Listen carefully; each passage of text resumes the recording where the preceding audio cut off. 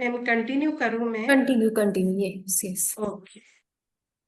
आत्मा में कोई क्रिया नहीं होती है, वह निष्क्रिय है और अविकारी है। वह स्वयंभू, नित्य और सर्वव्यापी सत्ता है, जो सभी विषयों, राग द्वेष से रहित है। जितने कर्म या परिणाम है, जितने सुख या दुख है, वे सभी प्रकृति और उसके विकारों के धर्म है। मतलब आत्मा का इन सब चीजों से कोई लेना लेना नहीं है। सांख्य दर्शन के अनुसार प्रत्येक जीव की अलग अलग आत्मा है। जैसे भिन्न भिन्न व्यक्तियों के जन्म मरण में, ज्ञान और कर्म में स्पष्ट अंतर पाया जाता है। एक के अंधे और बहरे होने से सभी अंधे और बहरे नहीं हो सकते हैं।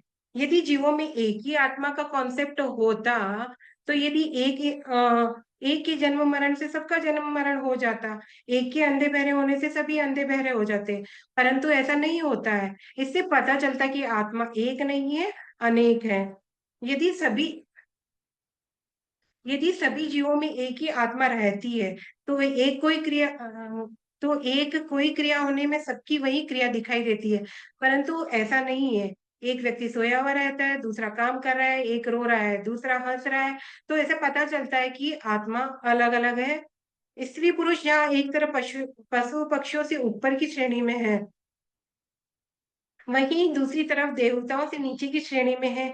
यदि पशु पक्षी मनुष्य देवता सभी में एक ही आत्मा का निवास होता, तो ये विभिन्नताएं नहीं होती।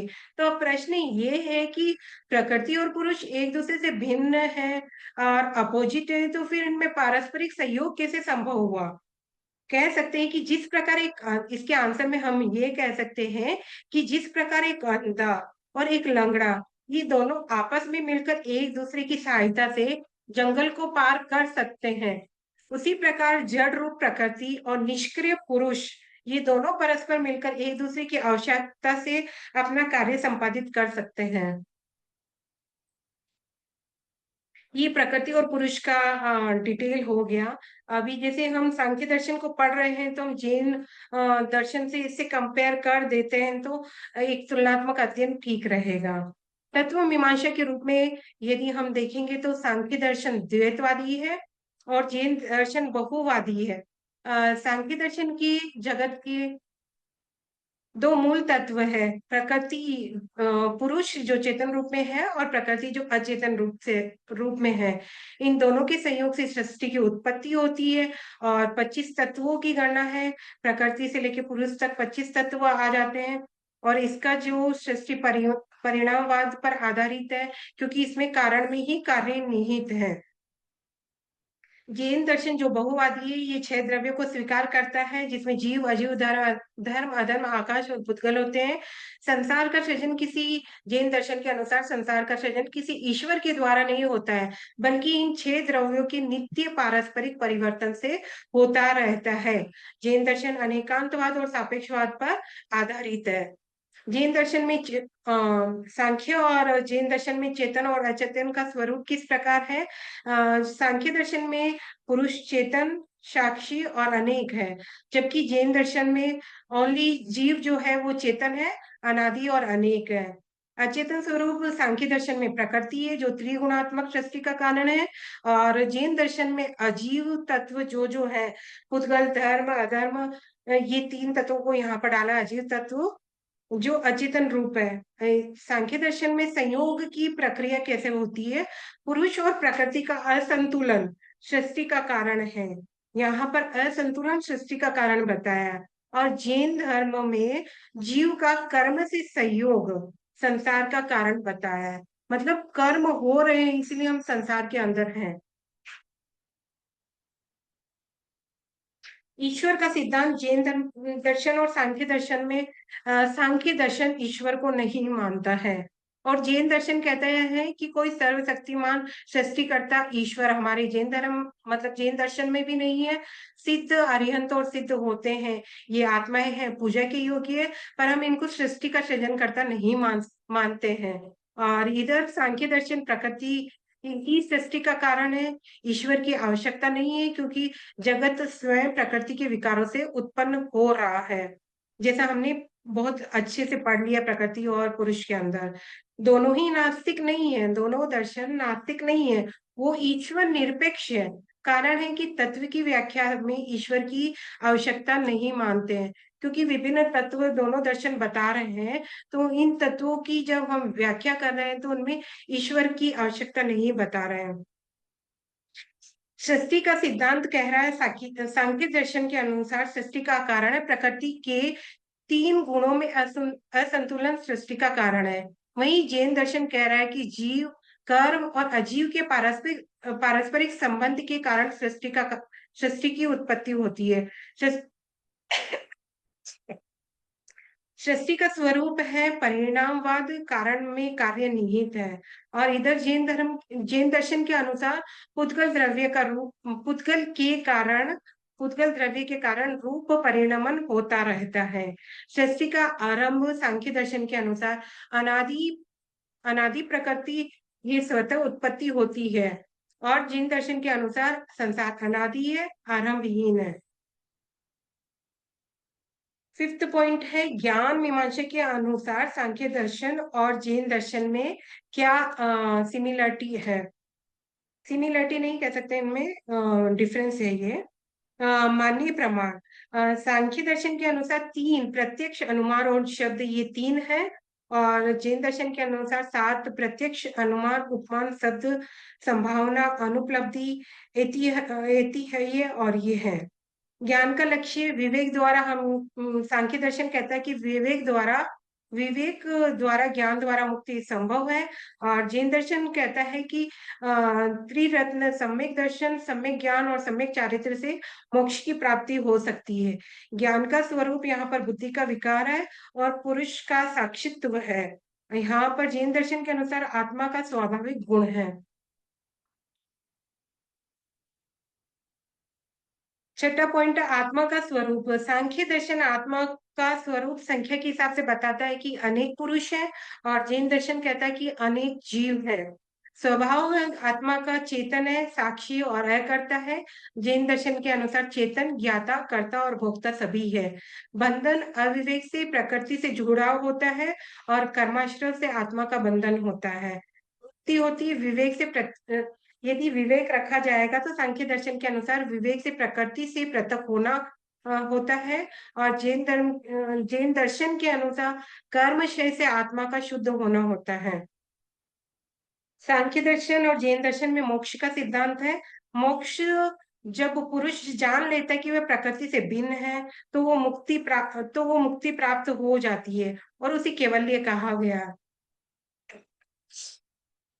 और जैन दर्शन के अनुसार आत्मा से कर्मों का पूर्णतः क्षय होना, त्रिरत्न द्वारा मुक्ति, और मुक्ति के बाद में आत्मा सिद्ध शिला में निवास करती है, ये है मोक्ष।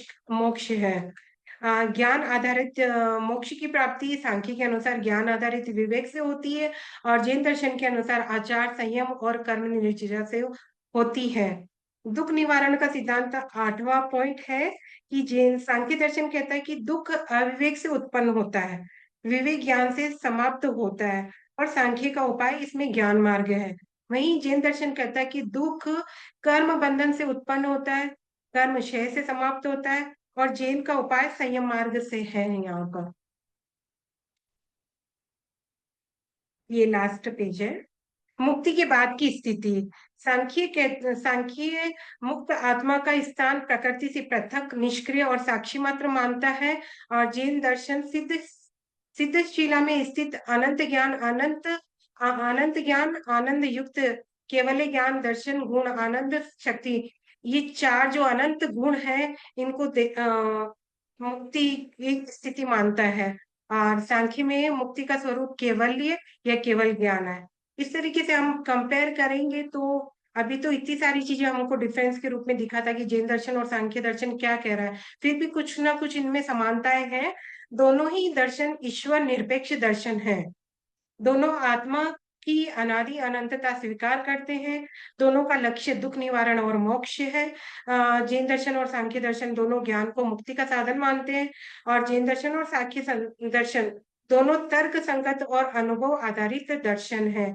तो जो सांख्य का स्वरूप है प्रकृति और पुरुष, उसमें जैन दर्शन के साथ में यदि कंपेयर किया जाए तो बहुत सारी चीजें सिमिलर लग रही है और बहुत सारी चीजें अलग है। बिब्लियोग्राफी में मेरे पास यहाँ पर जो मैंने थोड़ा सा जो पॉइंट्स के रूप में दिख रहे हैं वो मैंने चैट जीपीटी से लिया था। बाकी मैंने जो चटर्जी और दत्त की जो बुक है उसको भी रेफर किया है। कुछ पॉइंट्स मैंने आपके भी डाले हैं मैम प्रेजेंटेशन में। तो ईश्वर कृष्ण की जो सांख्य कारिका है उसका डिटेल आया है। वाचस्पति मिश्र का तत्व कौमुदी टीका का डिटेल आया है। कपिल मुनि का सांख्य सूत्र आया है। हिरेंद्र नाथ दत्त का भारतीय दर्शन के मूल तत्वों से डिटेल आई है। और चटर्जी और दत्त जो भारतीय दर्शन बुक है, जो डिटेल मैंने डिटेल लिखा है वो सारा मैंने बुक से लिया है, एग्जाम्पल वगैरह सब। और बेसिक चीजें मैंने सारी आपकी एक्सेप्ट की है मैम।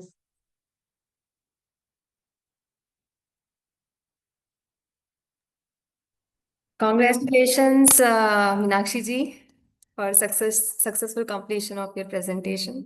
बहुत ही थैंक अच्छे से आपने बताया।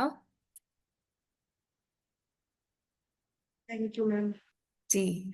कैसा अनुभव रहा आपका प्रेजेंटेशन बनाने में और नोट्स बनाने में, सबसे बड़ी बात। प्रेजेंटेशन और नोट्स बनाने में, क्योंकि क्रिएटिविटी माइंड में मेरे हमेशा रहती है, तो वो जो माइंड है वो मुझे बोलता है कि सिंपली तो होना ही नहीं चाहिए कुछ भी। हम्म।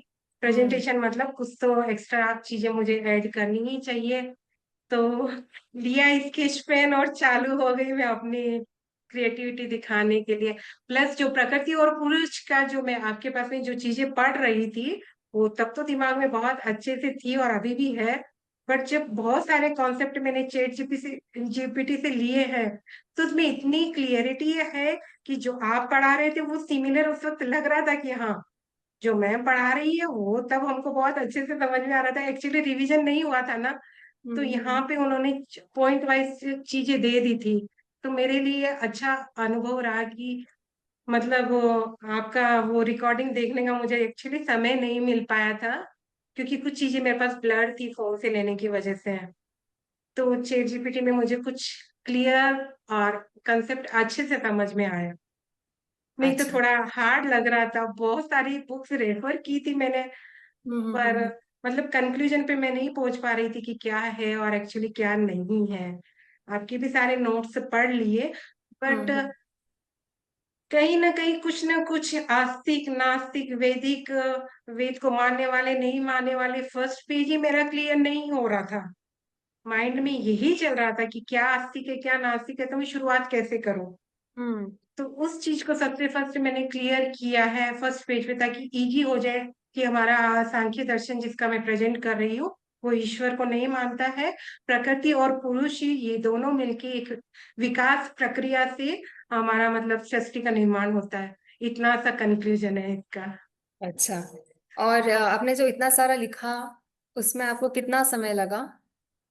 मुझे 4 दिन लगे मैम, सैटरडे से बैठी हूँ और आज सुबह 7 बजे तक लिख रही थी। 4 दिन लग गए आपको लिखने में? मतलब काफी मेहनत किया है नहीं, आपने। टाइम तो एक ही घंटा मिलता है ना मैम, घर की काम से फ्री होने के बाद ही मैं कर पाती हूँ। मतलब हार्स वाइज बोलूँ तो मैम 8 से 10 घंटे लगे हैं। बढ़िया। कॉन्सेप्ट्स तो आपके खूब अच्छे से क्लियर हो गए हैं, आपके प्रेजेंटेशन स्टाइल से समझ आ रहा है कि आपने काफी बढ़िया से पूरा पढ़ पढ़ लिया है और काफी अच्छे से आपने प्रेजेंट भी किया है point by point. Clarity clarity बहुत अच्छी थी, अंडरस्टैंडिंग भी बहुत अच्छा था, थॉट भी आपने काफी अच्छे से रखे। और यूनिक भी था कि आपने एक एक पॉइंट्स को टुकड़ों में डिवाइड कर करके बताया, ताकि जो जिसको नहीं भी समझ आया उसको समझ आ जाए अच्छे से। तो ये आपका तो काफी अच्छा रहा ये सारा प्रेजेंटेशन, प्लस जो आपने एग्जाम्पल भी लिए वो भी आई थिंक कि काफी अच्छे से समझ आ गए थे। प्लस कंपैरिजन भी आपने किया जैन स्टडीज के साथ, तो फिर बढ़िया है। और एक्चुअली वो इतना डिटेल नहीं करना था, बट मुझे लग रहा था कि ईश्वर का आत्मा का चेतन अचेतन ये जब सामने है तो कर ही देती हूँ, ताकि सबको भी नोट्स एक ही जगह पे मिल जाएंगे जब एग्जाम का प्रिपेयर करेंगे तो कुछ 2 पेज एक्स्ट्रा ऐड कर दी, एक्चुअली रिक्वायरमेंट नहीं लग रही थी। हाँ हाँ। मेरा साथ टॉपिक तो ओनली प्रकृति और पुरुष ही था ना। मतलब मेन आपने प्रकृति पुरुष पे फोकस किया है ना? हाँ वही हाँ। आपका मेन कंसेप्ट था। हाँ नहीं, जो कंक्लूजन जब मैं उनको कंपेयर कर रही थी तो उसमें सारा ही हो गया क्लियर। उसमें हम्म। सारी चीजें आ गई है। अच्छा। पूरा कॉन्सेप्ट क्लियर हो गया सांख्य दर्शन। बढ़िया। तो क्वेश्चन पूछे, सवाल पूछे। आपसे यस तैयार मैम, है? सवाल हाँ पूछ लीजिए मैम। ओके, ठीक है। पहले स्क्रीन में ही आप ऐसा कुछ पॉइंट रह गया जो आपने कवर नहीं किया, या किसी को डाउट है तो वो पूछ सकते हैं।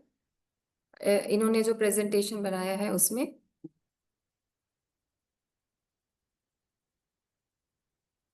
एक्चुअली ये जो है स्क्रीन पे जो है वो हम्म। ही कंप्लीट प्रकृति और पुरुष को ये एक पेपर ही कंप्लीट कर देता है। हाँ। इसको यदि अंडरस्टैंड किया है तो ये हम्म। कॉन्सेप्ट अच्छे से क्लियर हो जाता है कि प्रकृति के 24 विकृतियां हैं और एक पुरुष अकेला है। ये हम्म। 24+1 मिलके ये सांख्य दर्शन के अनुसार सृष्टि का निर्माण होता है। बिल्कुल। इसके पहले वाला आप दिखाइए स्लाइड, इससे पहले वाला। एक पहले वाला, हाँ हाँ हाँ।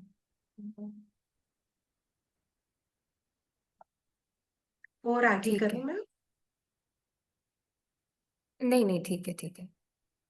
अच्छा, बाकी किसी को कुछ पूछना है? अलका जी, इंदिरा जी, गीता जी, कुछ पूछना चाहते हैं? आपको सवाल या कुछ डाउट्स है सांख्य दर्शन से रिलेटेड?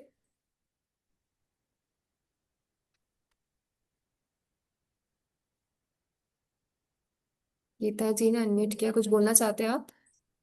नहीं नहीं मैम, मैं तो पढ़ रही हूँ जो उन्होंने लिखा है अपलोड किया हुआ वो पढ़ आपने रही हूँ। अनम्यूट किया तो मुझे लगा आप पढ़ कुछ रही बोलना चाहते हैं। नहीं मैम, कुछ नहीं। ठीक है।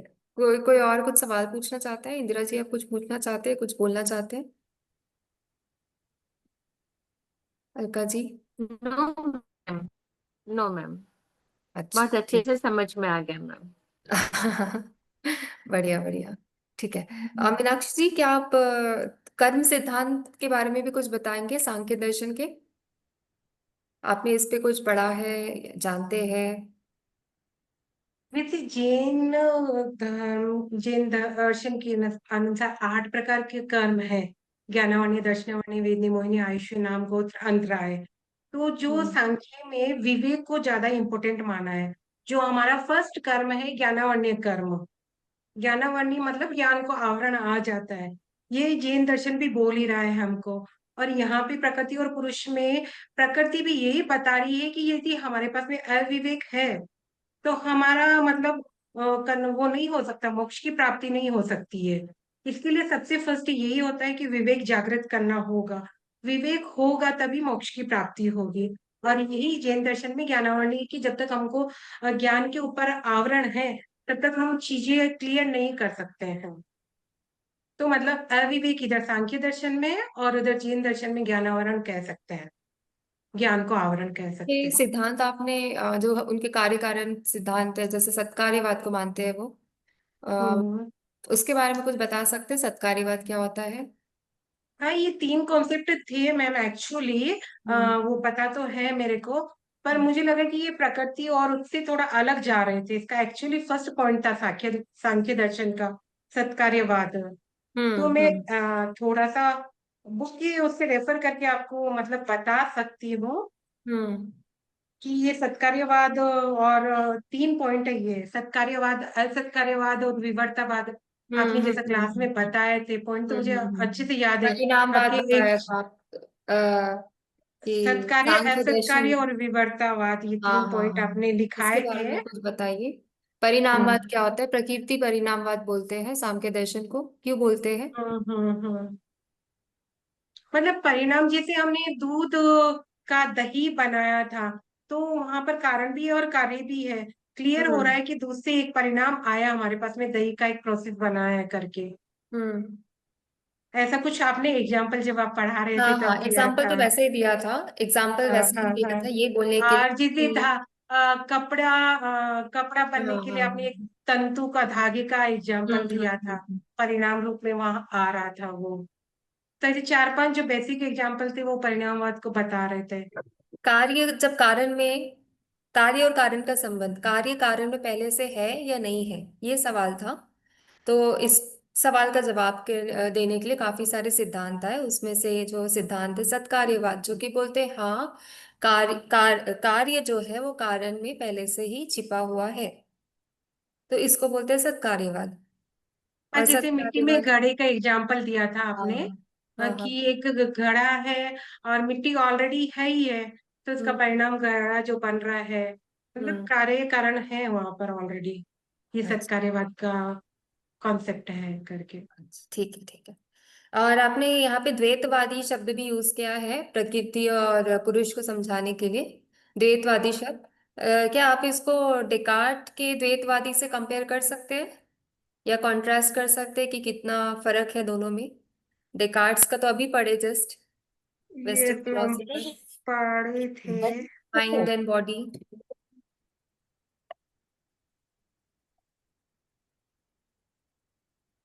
मतलब जो उनका द्वैत सिद्धांत यहाँ पर प्रकृति और पुरुष है, सांख्य में द्वैतवादी इन दो कंसेप्ट से बन रहा है। हम्म और उधर माइंड और बॉडी, आपने हम्म। बहुत अच्छे से एग्जाम्पल दिए थे बट अभी क्लिक नहीं हो रहे। अच्छा, ये कुछ दो भी, कुछ मिलके ऐसा कोई ये पॉइंट? मतलब द्वैतवाद सिमिलर है कि हम्म यहाँ पर भी सारी जो इंद्रिया वगैरह जो बताए हैं, जो बेसिक जो फाइव ऑर्गन्स, सेंस ऑर्गन्स है, और जो अलग चीजें बताई है, वो सारी माइंड और बॉडी से रिलेटेड ही है। सेंस ऑर्गन जो फाइव है, वो भी हमारे हम्म। माइंड को रिप्रेजेंट करते हैं, जैसा वर्क कर रही है ज्ञानेंद्रिय, मतलब श्रोतेंद्रिय, चक्षुंद्रिय, घ्राणेंद्रिय, रसनेंद्रिय, स्पर्श इंद्रिय। ये जैसे स्पर्श इंद्रिय है, तो ये बॉडी का जैसा फील वाला, टच वाली जो फीलिंग है हमको, वही वहां पर माइंड और बॉडी को डिनोट कर रही है। माइंड बेसिकली क्या होता है? Thinking substance according to Descartes, है ना? हाँ, और बॉडी क्या होता है? जो एक्सटेंडेड हमको दिख रहा सब्सटेंस, है एक्सटर्नल जिसको पार्ट। हम अस्थि काया बोलते हैं ना, एकदम काया, काया बॉडी जो एक्सटेंड होता है, धर्मासिका, धर्मासिका, जो आकाशिका, शरीर जो इलाइजेट है वो वो एक्सपेंड पुद्गल होता है, रूप में वो है, बॉडी होता है। जीव और हाँ पुद्गल रूप में हाँ। रहेगा। तो जो चेत हम्म। द्रव्य है, उसमें जीव जो है उसको हम अ, मतलब उसमें दोनों भी चीजें है, जीव में थिंकिंग पावर भी है और बॉडी से डिनोट भी हो रहा है। तो जीवात्मिका ही जो हमको चेतन रूप में दिख रहा है, तो उसमें थिंकिंग भी हो रही है और विजुअल भी हो रहा है कि ये पर्सन है या ऐसा कुछ है। हम्म। और बाकी तो और अजीव है, धर्मासिकाय, अधर्मासिकाय, काल, द्रव्य और जीव, मतलब पुद्गल, ये बाकी के 5 पॉइंट है, वो तो अजीब है, इनको तो हम विजुअल नहीं कर सकते, ओनली इनको फील कर सकते हैं। तो हाँ, ये माइंड से रिलेट हो सकते हैं। बाकी जो 5 पॉइंट है 6 द्रव्यों में से, उनको हम माइंड से रिलेट कर सकते हैं, अंडरस्टैंड करने अच्छा, वाली चीजें हैं। नहीं मैंने पूछा आपसे कि जैसे अभी प्रकृति, प्रकृति बोल रही है कि प्रकृति ट्रांसफॉर्म होती है, प्रकृति हम्म। ट्रांसफॉर्म होती है, महत बुद्धि, फिर बुद्धि अहंकार, ऐसे ऐसे करके वो ट्रांसफॉर्म होती है। जैसे आपने भी यहाँ पे एक डायग्राम बनाया था, वो डायग्राम वाला पेज निकालिए प्रकृति का।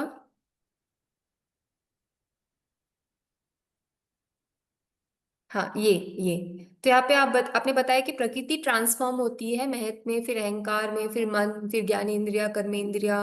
अभी यहाँ पे डेकार्ट्स बोलते हैं कि माइंड एंड बॉडी, तो यहाँ पे आप देख सकते हैं कि प्रकृति ही माइंड में ट्रांसफॉर्म हो रही है ना? और डेकार्ट्स ने क्या हम्म। बोला है कि माइंड एंड बॉडी।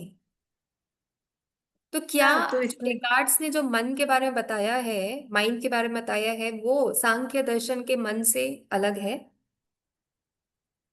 या वो एक ही तत्वों की बात ये कर रहे हैं? एक ही बात है, क्योंकि वहां पे भी थिंकिंग का ही प्रोसेस बताया है डेकार्ड हम्म ने, थिंकिंग वाला जो सब्सटेंट है।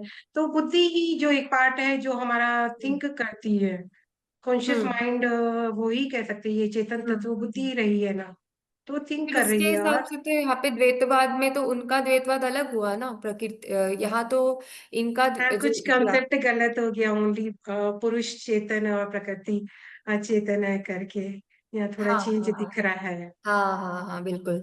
तो थोड़ा अलग आपको दिख रहा है, कुछ डिफरेंस दिख हाँ रहा हाँ हाँ, उसमें यहाँ पर अचेतन बोला है बुद्धि को, और है? वहां पर चेतनता, मतलब थिंकिंग ही इम्पोर्टेंट है डेकार्ड्स के हिसाब से।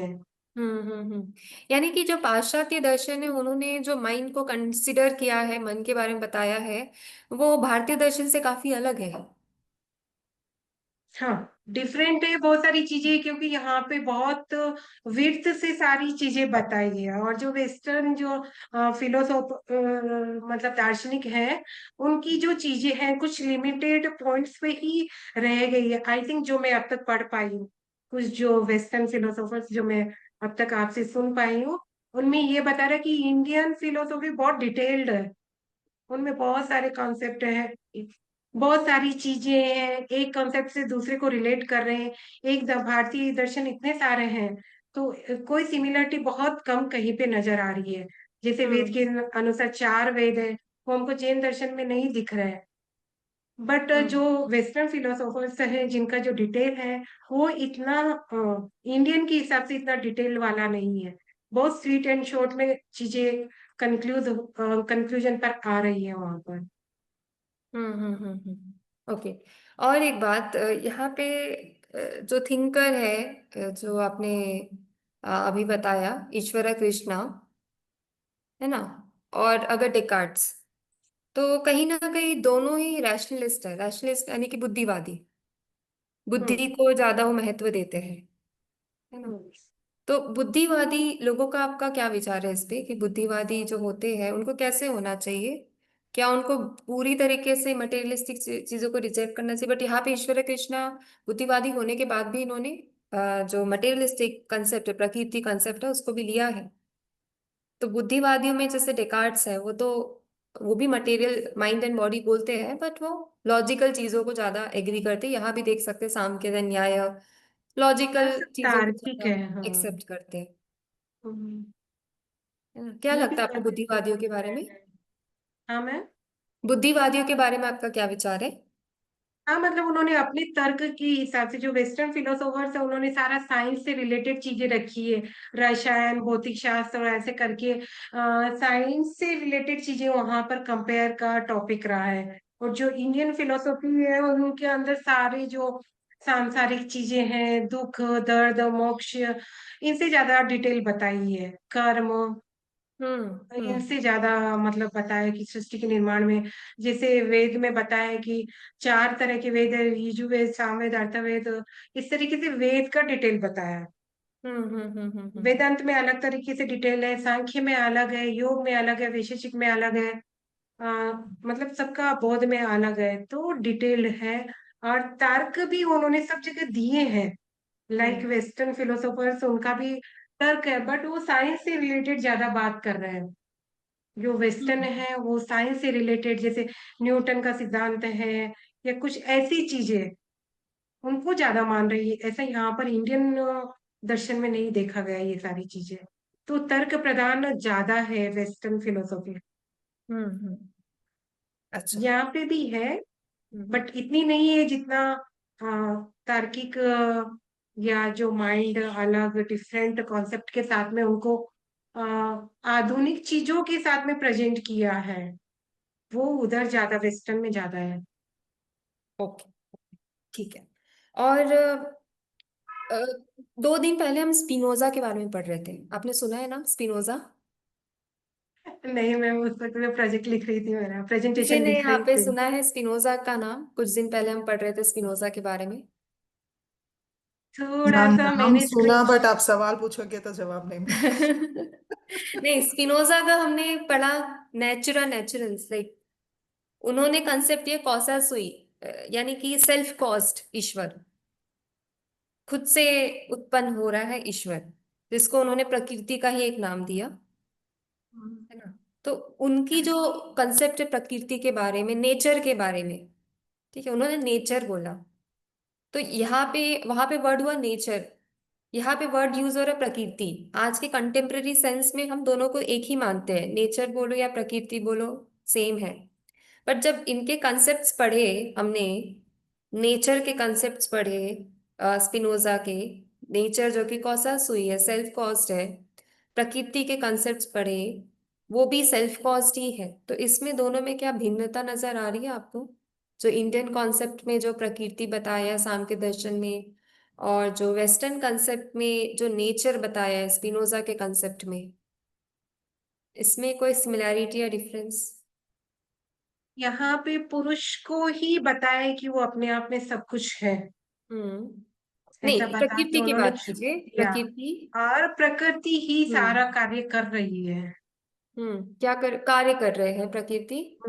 अच्छा, प्रकृति प्रकृति। जैसे अच्छा, प्रकृति कार्य कर रहे हैं तो फिर पुरुष को फिर क्यों कर्मों की सजा मिलती है, अगर कर्म सिद्धांत की तरफ जाए तो? क्योंकि उनका समायोजन हो रहा ना, एक्चुअली दोनों में असंतुलन है, संतुलन तो हो ही नहीं रहा है, हाँ हाँ बट हाँ। फिर भी वो मिंगल हो रहे हैं, वो मिल रहे हम्म, हैं और सृष्टि का निर्माण कर रहे हैं। हाँ, सृष्टि का तो निर्माण हो रहा है। पर जब मोक्ष की बात होती है तो पुरुष को मोक्ष चाहिए, प्रकृति को मोक्ष नहीं चाहिए, है ना? ये बोलते हैं ना हम। प्रधानता पुरुष की हो गई है यहाँ पर। पुरुषत्व मतलब इम्पोर्टेंस माना गया हाँ है। हाँ हाँ क्योंकि हाँ। यदि वो जो ऑयल नहीं हो रहा है तो ये कंसेप्ट ही अधूरा रह रहा है। पुरुष यदि नहीं साथ में आ रहा है तो कॉन्सेप्ट ही अधूरा रह रहा है। तो हम्म कहने का मतलब पुरुष से ही सारा ये प्रकृति का कंसेप्ट हम्म। कंप्लीट हो पा रहा है। अच्छा, और पुरुष को क्यों चाहिए लिबरेशन? पुरुष को मोक्ष क्यों चाहिए? पुरुष को क्यों प्रकृति को एंजॉय नहीं करना? एक टाइम के बाद पुरुष बोलता है कि अब बस हुआ, मैं प्रकृति को और एंजॉय नहीं करूंगा, मुझे अपने स्टेट, नॉर्मल स्टेट में वापस जाना है, यानी कि मुझे लिबरेट होना है। तो ऐसा पुरुष को क्यों लगने लगता है? पुरुष को मतलब मोक्ष की। विवेक विवेक की प्रधानता रहेगी और हम्म दोनों के सहयोग में जब मतलब उसको भोग का और ये सारे अनुभव वाली फीलिंग होगी हम्म। तो उसे फील होगा कि हाँ नहीं, ये चीजों से मुझे छुटकारा चाहिए। हाँ, ठीक है, तो बिल्कुल बिल्कुल। इसके लिए वो मोक्ष की प्राप्ति के लिए ऐसा कुछ प्रयास करेगा और अपने आप को स्वतंत्र करना चाहेगा। बिल्कुल बिल्कुल बिल्कुल। ओके। आपने गतिशील बोला है रजोगुण को, हाँ, है ना? वो स्लाइड निकालेंगे, रजोगुण वाला।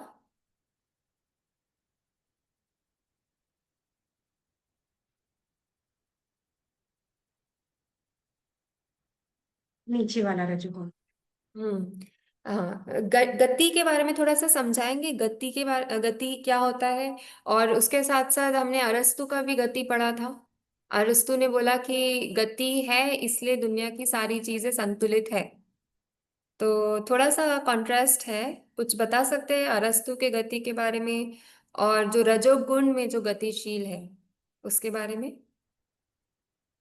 रजोगुण में मतलब जो भी हमारी माइंड में जो कहने का मतलब जो दिमाग है वो चंचल है। प्रतिपल उसमें कुछ ना कुछ हो रहा है, एवरीवेयर गति हो ही रही है। मैं बोल रही हूँ मतलब मेरे शब्दों में गति है। बाहर हवा चल रही है तो हवा में गति है। मतलब हर जगह गति है। तो ये रजोगुण है इसका मतलब। हम्म तो ये एक एक्चुअली प्रकृति का एक गुण है। 3 गुणों में से एक गति एक गुण है जो बता रहा है कि चीजें क्रियाशील है, चल रही है। हम्म। चीजें क्रियाशील है तभी वो अस्तित्व में है, अगर क्रियाशील नहीं होती तो क्या अस्तित्व होता? नहीं, नहीं होता। यदि चल ही नहीं रही, एक ही जगह स्थिर है चीजें, तो हम्म। उसका कोई अस्तित्व होता ही नहीं ना। जो अच्छा। क्रियाशील है मतलब हम्म। एक इंसान चुपचाप बैठा है या एक स्टेचू है, यदि वो क्रिया ही नहीं कर रही तो उसका क्या अस्तित्व है?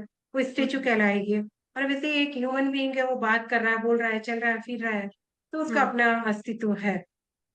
बिल्कुल बिल्कुल सही है। ओके। ठीक है, क्लास सवाल। आपने बोला कि केवल प्राप्त हो जाता है पुरुष को, तो जो सांख्य दर्शन में केवला बताया है वो जैन दर्शन से क्या अलग है या दोनों सिमिलर है? सांख्य दर्शन के अनुसार केवल विवेक की बुद्धि मतलब विवेक या बुद्धि से केवल की प्राप्ति हो जाती है। तो हमको अंडरस्टैंड होना है कि क्या चीज गलत है और क्या चीज सही है। इस कॉन्सेप्ट को विवेक बोला है वहां पे प्रकृति के साथ में उन्होंने। और यदि हम विवेक पूर्वक इन चीजों को मान लेते हैं तो ये कॉन्सेप्ट क्लियर हो जाता है। और जैन दर्शन के अनुसार हम जो कर्म निर्जरा कर्म बांधते हैं, 8 कर्मों का जो बंधन होता है उसको हम आश्रम संवर के थ्रू मतलब फर्स्ट तो जो हमारे कर्म आ रहे हैं वो आश्रम है, संवर और निर्जरा के थ्रू हम उनको रोक सकते हैं। जब इनको हम कंप्लीटली रोक लेंगे तो हम मोक्ष की तरफ जा सकते हैं। सारे घाती कर्म जो 4 घाती कर्म है, ज्ञानवर्णीय, दर्शनावर्णीय, वेदनीय, आयुषीय, ये 4 घाती कर्म है। और बाकी की 4 अघाती कर्म है। इन 8 कर्मों को यदि कंप्लीट कर लिया हमने, कोई कर्म बच ही नहीं रहे, तो मोक्ष की प्राप्ति निश्चित रूप से है। जो ओके। सिद्ध और अरिहंत रूप में रहेगी। अच्छा अच्छा, ठीक है, बिल्कुल बिल्कुल, बहुत बढ़िया। बहुत अच्छे से आपने सारे सवालों का जवाब दिया, बहुत ही बढ़िया। ओके, बाकी लोग, किसी को क्वेश्चन पूछना है? मीनाक्षी जी से, उन्होंने खूब पढ़ाई किया है सांख्य दर्शन के बारे में। आपको कोई सवाल है तो आप पूछ सकते हैं, कोई भी सवाल सांख्य दर्शन से रिलेटेड। या मीनाक्षी जी, आपको कुछ और शेयर करना है, कुछ सवाल जो आपने नहीं पढ़ा है उसके बारे में बताना है, कहीं नहीं, आपके डाउट्स वो थे? थोड़ा सत्कार्यवाद और विवर्तवाद में और डालना चाह रही थी, क्योंकि वो मुझे बहुत अच्छा लगा था जब आप पढ़ा हाँ। रहे थे ना। बहुत हम्म इंटरेस्ट आ रहा था मुझे, ऐड करने का मन था उसमें। बट हम्म, लग रहा था कि वो मेरा टॉपिक से बाहर चला जाएगा, इसीलिए। अच्छा, तो ठीक फिर है। मैंने कंक्लूजन में जैन के साथ कंपेयर करके उसको थोड़ा वहाँ, मतलब वो एक पार्ट रह गया, बाकी कंप्लीट हुई है सारी चीजें। ओके ओके, हाँ हाँ, आपका बहुत ही अच्छा है प्रेजेंटेशन, आपने बहुत अच्छे से किया, सारे पॉइंट्स आपने कवर किए हैं जो आपने क्वेश्चंस भी स्टार्टिंग में स्टेट किया था। तो सारा तो आपने कवर कर लिया है, बहुत अच्छे से किया है। तो मैं ये देख के भी बहुत मुझे अच्छा लग रहा है कि आपने नोट्स कितने अच्छे से बनाया है। प्लस उसमें अलग अलग कलर भी यूज किए आपने। वो कुछ चाइल्डिश चीजें भी याद आ गई थी, मैंने हाँ, कहा और वो बचपना ऐसे थोड़ा। फूल से आपने बॉर्डर बनाया है एकदम प्यारा सा। तो और हम काफी बच्चों अच्छे के लग रहे हैं। प्रोजेक्ट के लिए जब मैं करती थी तो मुझे लगा कि मैं भी अभी बचपन ही जी रही हूँ अपना, बच्चों की जैसे ही। बिल्कुल, हमें सारी बुक्स एजुकेशन, और सबके साथ हाँ, में तो लर्निंग तो, वो ही कर दूं जो मैंने उनके साथ किया था। हाँ। बहुत ही बढ़िया। ठीक है, तो अभी आपका एंड करते हैं प्रेजेंटेशन फिर। मैम मुझे मेरे को क्वेश्चन एक पूछना क्वेश्चन था। था। हाँ जी, हाँ, पूछिए। सुमन फर्स्ट, फर्स्ट सुमन। सुमन जी। मैम, मैं तो गीता जी और मीनाक्षी जी जैसे इतना अच्छा प्रेजेंटेशन पता नहीं दे पाऊंगी, नहीं दे पाऊंगी। प्लस मैं तो आपके क्वेश्चन का जवाब भी नहीं दे पाऊंगी मैम, इतना तो मैं श्योर ऐसा हूँ। कुछ भी नहीं है तो आप। उसका कोई पनिशमेंट हो तो आप पहले से ही बोल दो मैम, 5 बार टाइम या पास, 10 मुंह बंद कर, सवाल पूछना था पूछ, नहीं तो म्यूट कर। मैम मैम सीरियसली ये इसको लोग इतने इग्नोर अच्छे करो से मैम। जवाब देते हो, मैं पता है मैम मैं नहीं एक्सप्लेन कर पाऊंगी इतने अच्छे से। नहीं नहीं, हो मैम जाएगा, अगर आपका कोई भी हो जाएगा। डिमोटिवेट की क्लास होगी ना तो ये सबको डिमोटिवेट करने के लिए ये क्लास ले लेगी। नहीं, सुमन जी बस ऐसे ही डिमोटिवेट होते हैं, बट जब अपना प्रेजेंटेशन देने आते हैं ना तो उनकी एनर्जी बहुत अच्छी लगती ये है मेरे नहीं, को सबसे तो। अच्छा करती है मैम, एक्चुअली अच्छा करती है मैम, फिर इसी वजह से हम लोगों को प्रॉब्लम तो होती है फिर सुमन जी, कंपटीशन आप में। नेक्स्ट प्रेजेंटेशन दे रहे हैं मैम ना? ऐसे 5 टाइम्स लिखने के लिए घबराती वगैरह हूँ दीजिए आप ना सुमन जी, ऐसा कुछ भी नहीं है, मैम। आपका सुमन जी, आपका प्रेजेंटेशन बहुत अच्छा प्रेजेंटेशन हम होता है। सुनने के लिए वेट करते हैं फिर। नेक्स्ट मैम आपका मैं परसों दे प्रेजेंटेशन दूंगी मैम। परसों दे देंगे, ठीक है। कल कौन देगा कल किसका प्रेजेंटेशन रखे फिर? मैं देती हूँ, कोमल मैम। कौन? इंदिरा जी? कोमल। नहीं, कोमल। बोल कोमल दे जी, रही मैं। हाँ। ठीक है। आपका टॉपिक? कर्म सिद्धांत में जैन, बौद्ध और वेदांत की क्या परिभाषा है, क्या तुलनात्मक विषय है? ठीक है, चलेगा। मुझे इसको, मीनाक्षी जी, अगर आप ये लास्ट वाला जो मैम का क्वेश्चन था, if you can explain it again, जो ये विवेक अविवेक आपने केवली से रिलेट करके सांख्य दर्शन का एक्सप्लेन किया, I couldn't understand, can if you don't mind you can explain हाँ अगेन। हाँ हाँ, कोई बात नहीं। हमारा जो सांख्य दर्शन है ना, एक्चुअली जिसका मैं प्रेजेंट कर रही हूँ, वो केवल विवेक और अविवेक के ऊपर ही डिपेंड है। विवेक ही यदि हम दूर करते हैं, एक सेकेंड, इसके लिए मैं स्लाइड तो नहीं ओपन कर पाऊंगी, मैं यही से बता देती हूँ। आप विवेक मतलब मुझे सही गलत की विवेक पहचान यहाँ रखना। पर बुद्धि, मतलब जो 24 जो विकार बताए थे ना, उसमें सबसे अहंकार के बाद में विवेक को इम्पोर्टेंट माना है यहाँ पर। तो विवेक ऐसी चीज है जिसको हम अच्छे से क्लियर करेंगे, मतलब विवेक पूर्वक जो भी चीजें या कॉन्सेप्ट क्लियर होते हैं, जो प्रकृति के गुण है, सत्व रज और तमो गुण, इनको यदि विवेक पूर्वक यदि रखा गया है चीजों को, और ये अविवेक दूर होता है, ये इतना ही कॉन्सेप्ट है सांख्य दर्शन में। उससे हमें मोक्ष की प्राप्ति होती है। सो विवेक और से जो अविवेकता को दूर हमारे करना ही यहाँ केवली जैन की दर्शन प्राप्ति में है। विवेक है, वो हमको जैसे त्याग, तपस्या, धर्म, ये सारी चीजें, ये वाला विवेक होगा वहां पर। वहां विवेक ये चीजें है। ज्ञान का सही पहचान, सम्यक ज्ञान। सम्यक ज्ञान, सम्यक दर्शन, चरित्र, मोक्ष की जो 3 रूप है, और अपना जो आश्रव, कर्म, निजरा, ये सारे जो प्रकार है, 8 तरह के प्रकार है, जीव, अजीव, धर्म, अधर्म, पाप, पुण्य, आश्रव, श्रवण, निजरा, मोक्ष, ये इन सब कुछ जब हम क्लियर और कंफर्म कर लेते हैं, तो यहाँ पर मोक्ष की प्राप्ति या केवल ज्ञान से रिलेटेड है।